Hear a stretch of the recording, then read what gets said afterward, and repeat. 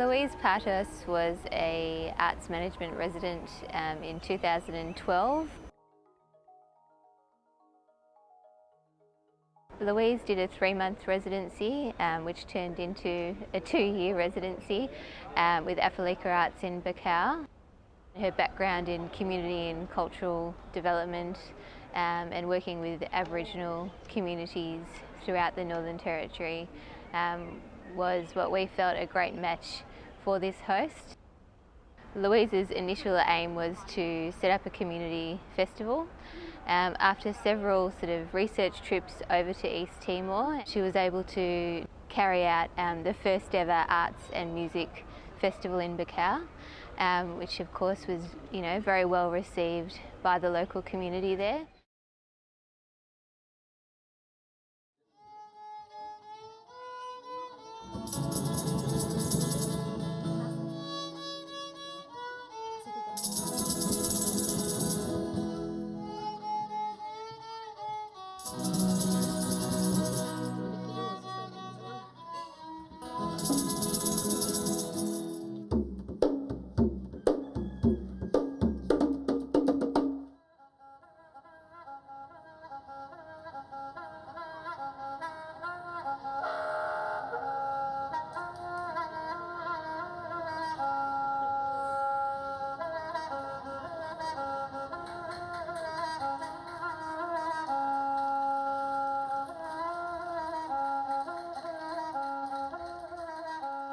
Still many people still have trauma, still have the anger, and I often says we have to find a way to heal the people, to heal the land.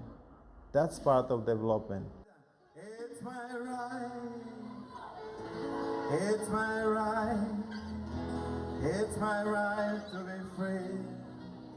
As an artist, as a musician, we always, try to contribute using music, using art as a tools to help the country, help the state, to make people, feel comfortable.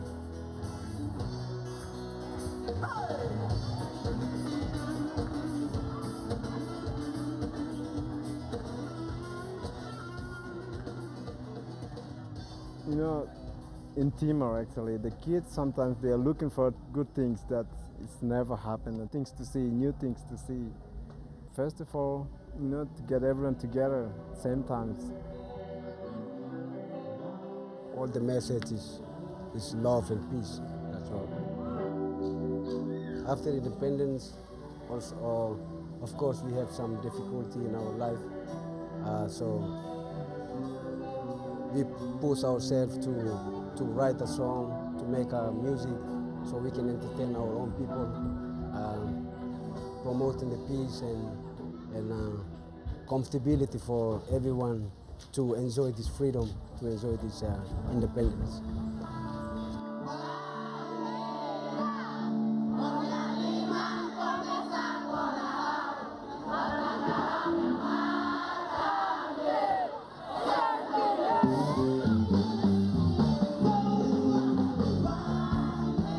It's a good start.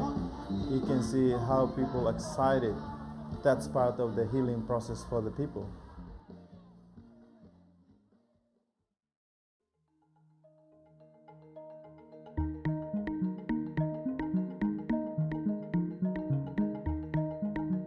So I work with performing arts predominantly, and I do a lot of work with festivals and organisations spanning development of work, marketing of work, finding funding, actually making shows happen, so putting projects on essentially is what I do. So I guess I'm really often intrigued about going to the places, the new places, going to the paths less travelled. It's something I've always liked in my life, and so I think my work, particularly in Indonesia and Papua New Guinea, has been really fascinating because there is so much to explore, I think, and there is so much for us to learn. I first went to Papua New Guinea about 3 years ago. I'd never been before, but I was working with an Australian Papuan artist who got commissioned to make a big project, a music project for the festival. So we went to Port Moresby for the first time, and that was a really extraordinary experience because Port Moresby is like another world. It's a really beautiful place. It's a really complicated place though. And we worked with a group of people from a very small village. and we worked with them to create a choir. They sing a beautiful choral music, a church-based music. So we worked with that group to create a project fusing their music with jazz, some Australian jazz artists. We brought the group to Australia, they performed at some really big festivals. We were able to take the show back to Port Moresby, which was a really incredible thing to do. We created some beautiful film pieces looking at their life and the politics and history. And that project is now an ongoing collaboration between artists from Papua New Guinea and Australia, and is sort of a really amazing insight into a culture and a music and a world which was something that was new to me but is incredibly beautiful and our neighbours really, something that a lot of us don't really know very much about.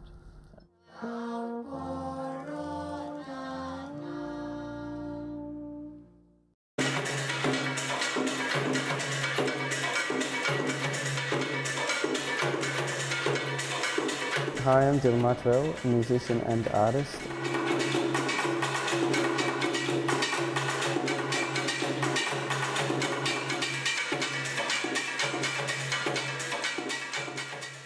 When I went to Thailand, I thought that I was going to be doing interactive musical performance with a local orphanage, and that fell through because I couldn't get permission from the orphanage when I was there, and what I ended up doing was robotic percussion workshops with Buddhist monks, which I wouldn't have foreseen in 100 years.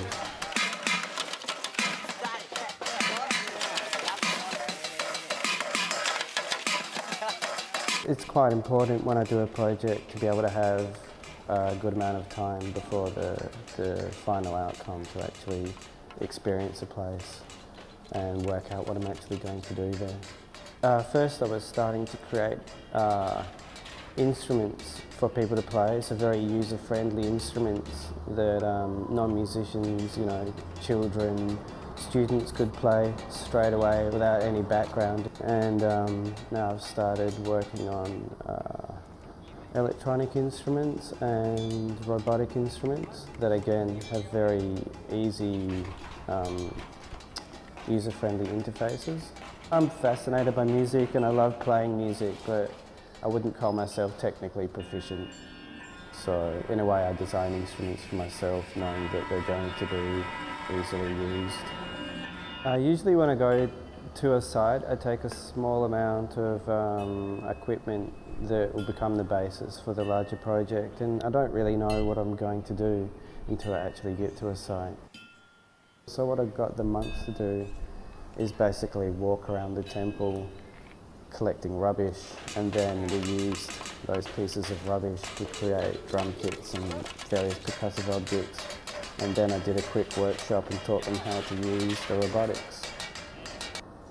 The monks absolutely loved it. I think part of becoming a monk in Thailand is that you're not allowed to play a musical instrument. I think the only musical culture they have in the temple is vocals and the occasional gong. So yeah, they didn't want to stop. For me, this whole experience of travelling through Asia doing these projects has been really great, because I do find it easier working in Asia than Australia for various reasons. I guess one of the biggest reasons is a lot of Asian countries have a much different idea of how public space is utilised. It's not so strange if you set up on the street and start playing music and, you know, draw a crowd, and it doesn't seem so unusual. My name's Leanne Hall. I'm a writer. I write short stories for, I guess, all ages and novels for young people. Because I write for young people, you know, young adult fiction deals a lot with issues of identity, and I felt that I had all these personal issues of identity surrounding my mixed background, but I hadn't yet really connected that with my writing yet, so that was why I applied for the residency. I thought it was time to grapple with that kind of stuff. Previously, when I've researched things, you know, within Australia, it has been more about creating mood and atmosphere for myself. When I was in Beijing, it was a little bit different. I did a lot of reading. I did a lot of walking around the city, a lot of visiting museums and galleries, and a lot of taking photos, but it felt a lot less focused than it normally would for me. I had to pick a few things that I really wanted to target, and that involved using the help of my host organisation to access experts in certain fields of Chinese culture that I wanted to learn about. Language was one big challenge while I was there, and I just decided to grab the bull by the horns and had a Chinese teacher and had one-on-one lessons. I think the other challenge was that you couldn't be lazy about making connections or making contact, so I would have to be really proactive about contacting people I wanted to meet and talk to. I went over there with two projects in mind, and those are the two main ideas that really deal with Chinese themes. Those are still there, and then there's this other project as well related to Australia and home that came out of me while I was there. So in a way, I think it's probably going to give birth to at least to 3 writing projects, and if not more.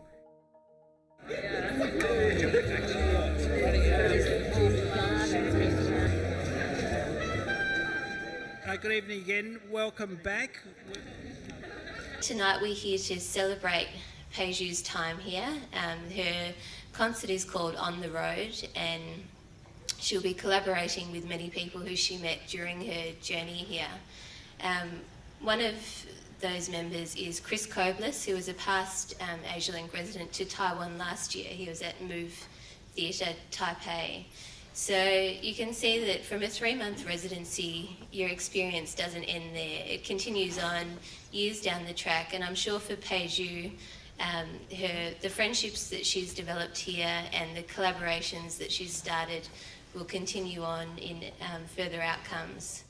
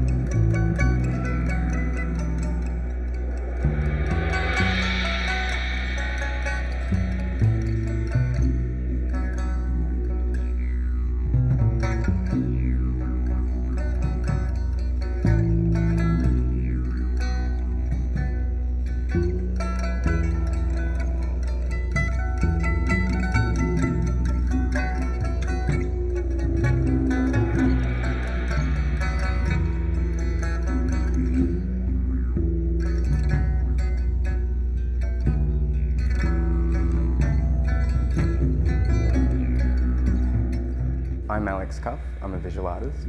I focus in installation, performance, sound and video. I did an Asialink residency at Cimedi Art House in Yogyakarta, Indonesia. Jogja is an equivalent, I guess, of like, say, a Melbourne. It's a bit of an arts hub. There was something undescribable about predominantly Yogyakarta and Indonesia that sparked an interest for me from a very young age. I tried to go over with a really open mind. I spent a lot of time researching in a really natural way. I was just interested in seeing the place. So the interesting thing about Cimedi is that there is no precise outcome. They don't necessarily expect you to produce an exhibition, though that's usually what happens. And so there's a lot of room to produce a lot of different sort of outcomes, but in the end, we just sort of present some sort of workflow of the residency. It's not exactly a refined, finished exhibition, but it's sort of a presentation of process and a presentation of ideas. Post-exhibition, Cimedi works with their artists to produce a small publication, and that was the first opportunity for me to produce a printed material beyond a one-page exhibition catalogue.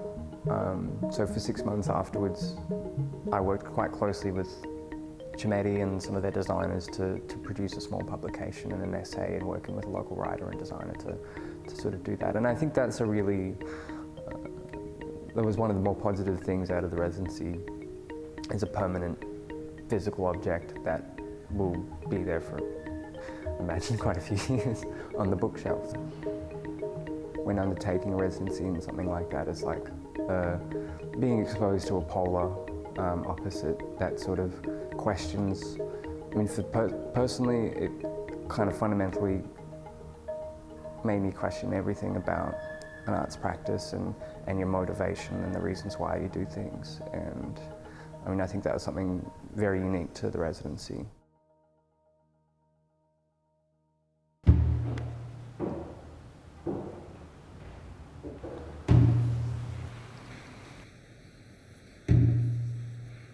I was interested in the natural phenomena, especially the water. So water drops are coming from the tank little by little, and there's a mic, and it amplifies the sound of the water drops. So you can feel physically the vibration of the sound of water drops. My work is more like DIY or handmade stuff. Here in Melbourne, I cannot use the normal environment or normal tools that I have used in Japan. So I need to rethink my environment or the way to make artwork. The people in Australia are very conscious about the environment or ecology, or especially water use. So I'm feeling like they can understand easily what I did rather than people in Japan.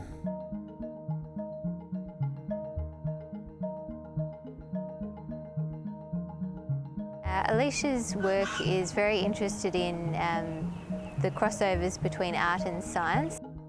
She became fascinated with a Japanese subculture called bagel heads, which is basically a body modification subculture where people inject a saline solution into their forehead, creating a bagel-like shape.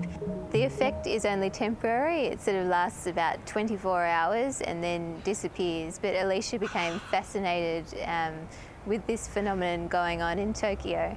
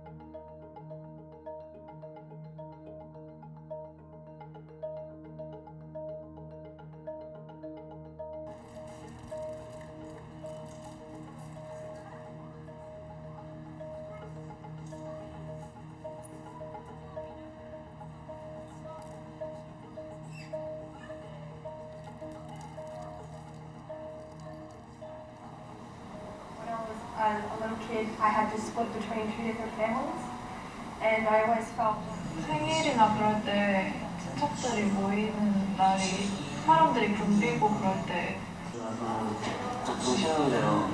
그래도 다른 집들에 비해서는 가족들이 와서 쉬고